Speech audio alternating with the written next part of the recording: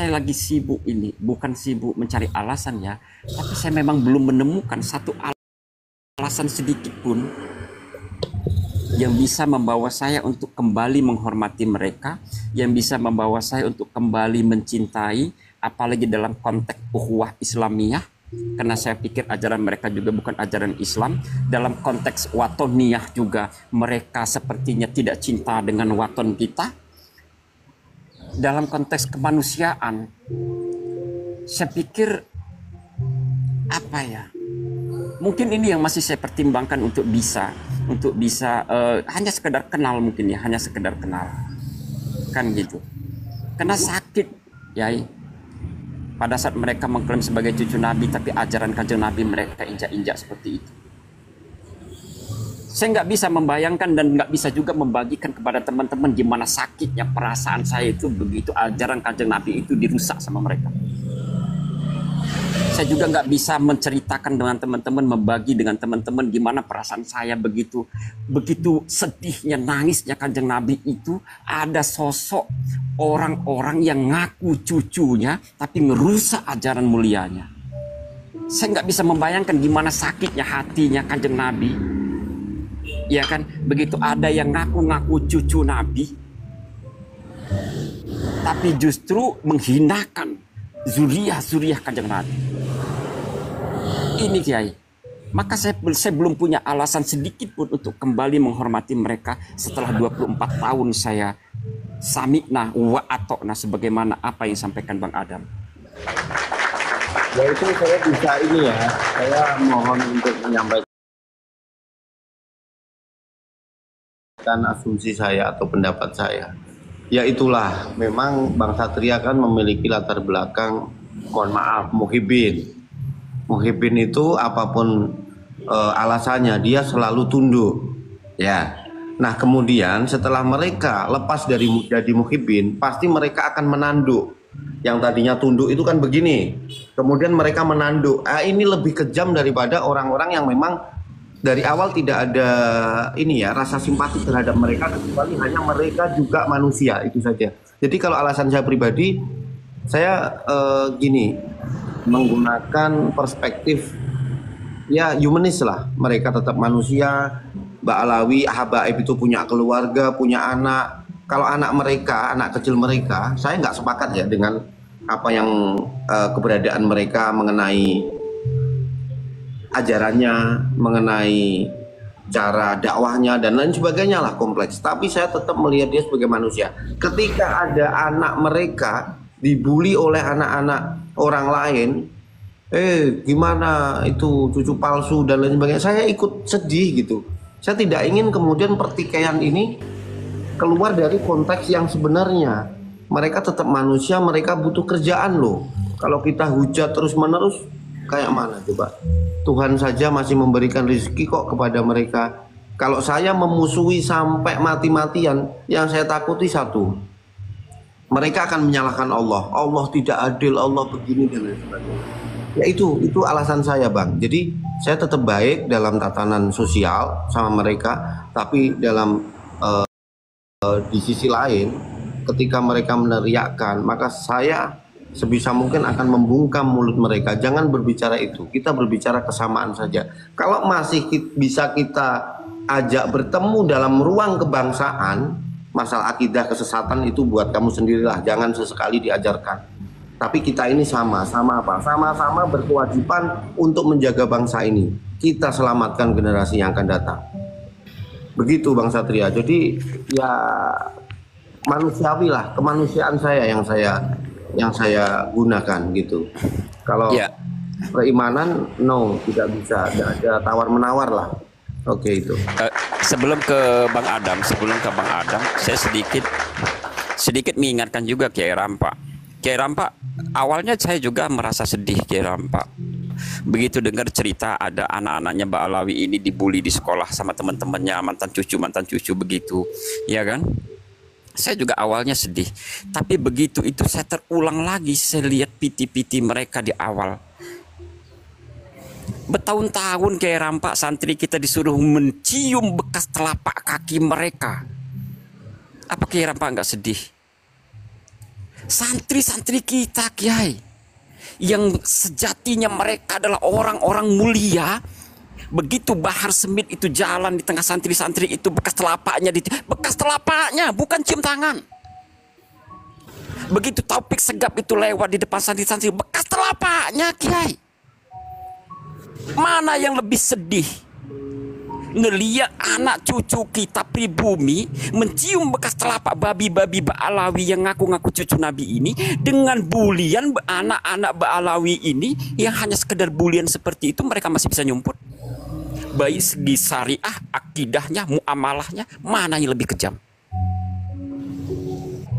Jadi kalau bicara kesedihan, saya sempat sedih waktu itu dengar cerita ada anaknya Ba'alawi yang dibully di sekolahnya, disebut mantan-mantan cucu lah segala macam, cucu palsu lah.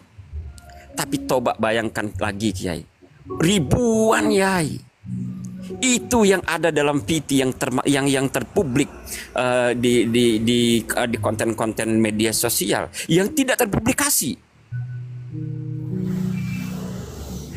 Seimbang nggak, Kiai? Kalau kita mau bicara. Oke, betul. Nah, ini kalau asumsi saya ya, saya memahami. Saya tidak menyalahkan narasinya Bang Satria, saya juga sepakat itu. Memang harus ada yang keterwakilan dalam ranah itu. Tapi kalau saya pribadi, ketika saya menghadapi ancaman, ini saya pribadi ya, mohon maaf. Lebih baik kalau bisa saya menghindar daripada saya harus bertengkar. Kalau ada ancaman, artinya ada ular, saya tidak akan membunuh ular itu selama saya masih bisa menyelamatkan diri. Jadi fokus dari polemik ini adalah kita selamatkan diri kita dan generasi kita dengan materi-materi yang sekiranya membuat mereka kuat, sehingga bahaya itu akan lenyap oleh dirinya sendiri.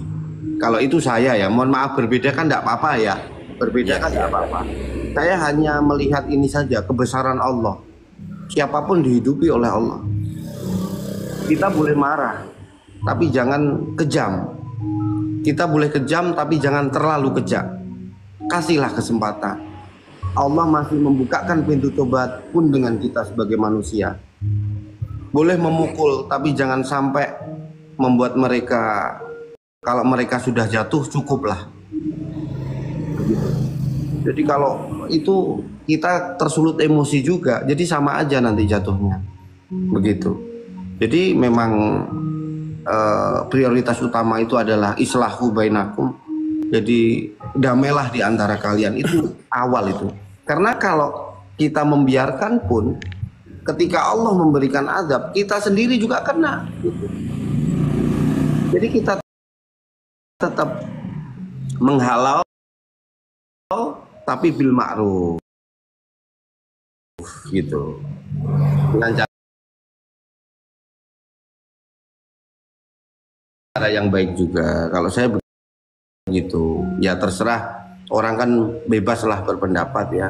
Namun tidak menutup kemungkinan juga, kita kan sifatnya fluktuatif begitu, naik turun, tinggal melihat angin. Kalau angin mereka terlalu berat, ya mau tidak mau kita harus bagaimana, cari pegangan yang kuat juga kan gitu. Jangan sampai kita terbawa gitu. Itu saja menurut saya. Sebentar ini saya baca tappingannya. Tapi Tuhan juga mengajarkan kita bahwa Yahudi adalah Yahudi yang sampai kiamat merongrong. Loh iya benar, sampai kiamat merongrong. Makanya kalau kita habiskan, dia nanti nggak bisa merongrong. Jadi kita sisakan lah. Biar nggak menyalahi nas Allah dengan kebaikan. Jangan kebaikan dengan keganasan. Begitu saudara.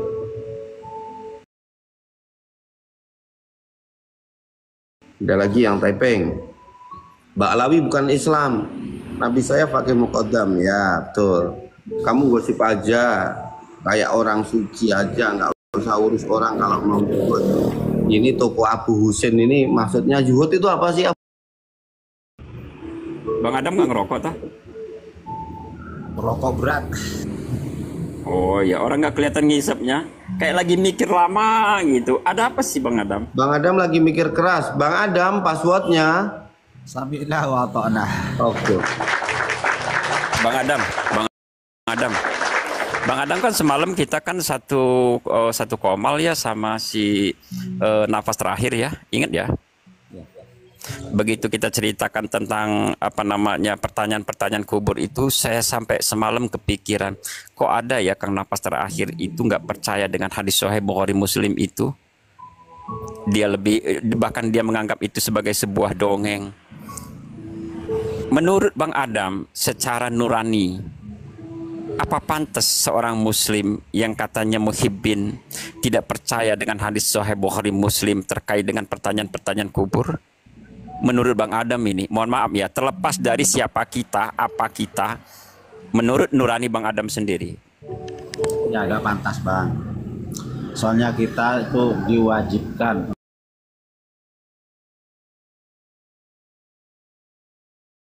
untuk mempercayai hal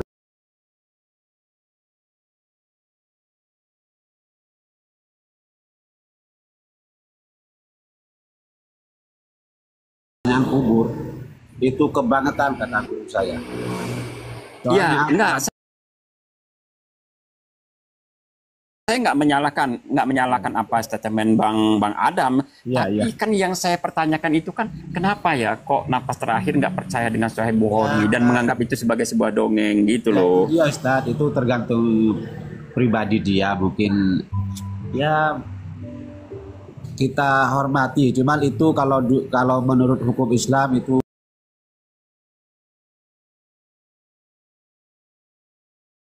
ya fadol. Cuman kalau menurut hukum Islam itu sesat. Ya, saya tanya ini bukan apa-apa sih, saya nggak ada niat untuk membanding-bandingkan antara Kiai Rampa, Bang Adam dengan enggak. Soalnya saya cuma jadi pertanyaan dan sampai semalam tuh saya bingung. Ini ya Allah, saya bilang dari kemarin kok dia lebih menganggap itu sebagai sebuah dongeng kan gitu ya. Itu yang jadi pertanyaan kepikiran aja. Ya memang benar sih akan ada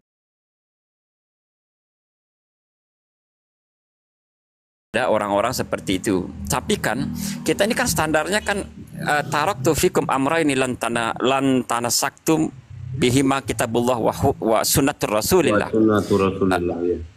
Wa sunnatur rasulillah. Artinya sunnah-sunnah Kanjeng Nabi itu kan jelas. Yang tertulis itu ya hadis-hadis itu, ada sunnah fi'liyahnya, ada sunnah qauliyahnya. Nah, pada saat ada seseorang yang mengaku dia beriman dan sudah bersyahadat, tetapi tidak percaya dengan kitab-kitab, tidak percaya dengan apa namanya hadis Rasulullah, itu kan menjadi pertanyaan juga gitu loh Kang Adam maksud saya. Syiah. Nafas terakhir Syiah itu. Betul Ustaz. Aduh ya Allah. Ya Rabbi, ya Tuhan. Bang Adam gak kerja hari ini? Ini lagi kerja Ustaz. Cuman Bang Adam ini kan bos loh Bang Satria. Bos ini. Kerjanya duduk aja, alhamdulillah, tabarakallah. Ya sesekali lah saya tak ndawir ke Bang Adam. Kapan dikirim Bang Adam? Itu biar antum nanti mudah lah untuk menapak jejak jalan hidup ini selalu diberkahi oleh Allah itu. Kapan mau dikirim? Apa itu Ustaz? Canda. Passwordnya. Bismillah wa ta'ala. Oke.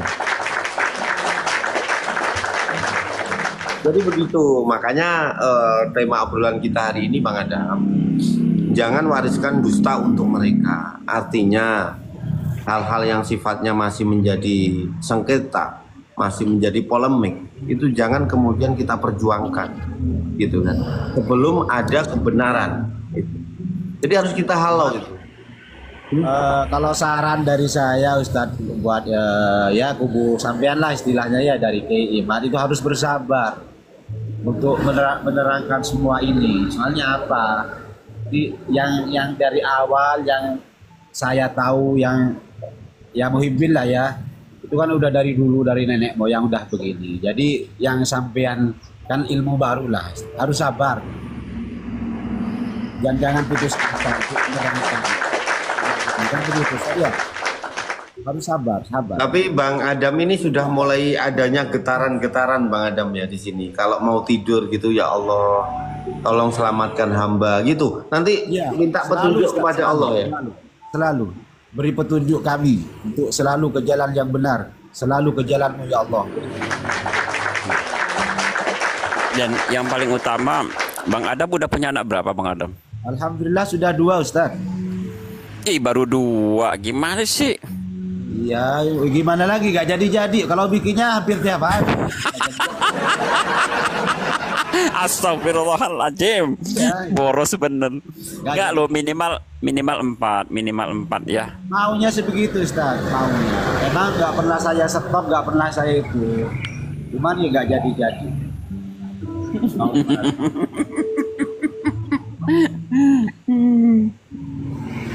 Yang pertama sekarang alhamdulillah udah SMP kelas 2 perempuan, ada di pondok.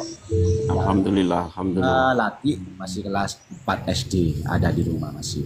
Alhamdulillah. Oke, ada tamu Bang Adam sebelah sampean, disapa Bang Adam. Assalamualaikum. Mukmin Kafa, jangan di-mute dong. Ucapin assalamualaikum. Sibuk kali Ustaz. Cuman kalau saya Dia sibuk typing di bawah, makanya saya naikkan. Monggo Mumin Kafa, silakan. sampai detik ini saya masih gitu yakin. Mumin Kafa, tadi di bawah typing terus lah, ini di atas ditanya diem, tapi di bawah typing terus. Nah, nyinyir Ya sudah, saya blokir aja lah. ya kita pokoknya kita saling menghormati satu Saya sama lain. blokir aja karena di bawah ini dia. Nanti di atas malah ngeripot jangan-jangan. Islam itu diturunkan untuk mendamaikan umat, mempersatukan manusia. Rahmatul alamin. Masya Allah. Oke, konsep rahmatan lil alamin kalau menurut Bang Adam bagaimana? Silakan Bang Adam. Kenapa Ustaz? Konsep tentang rahmatan lil alamin. Ya, intinya begini. Wa ma arsalnaka illa rahmatan lil. Kalau Ustaz ada orang-orang Ya.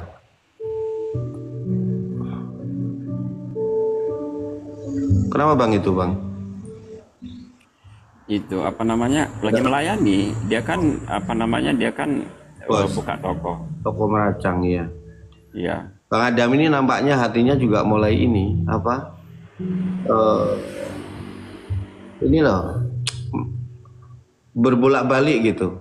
Dia mulai mempertanyakan. Muqallibal qulub gitu. Iya. Makanya semakin bener lah Kiai ya, teori-teori dari ulama-ulama guru-guru kita. Pada saat kebenaran itu disampaikan dengan cara yang baik, itu pasti akan menyentuh hati. Iya, makanya itu. Jadi harus bil ma'ruf. Bil ma'ruf. Nahi mungkarnya juga bil ma'ruf. Ya, kalau saya pribadi sampai sekarang satupun inbox itu yang inbox di saya enggak ada. Semua dari agensi semua yang inbox.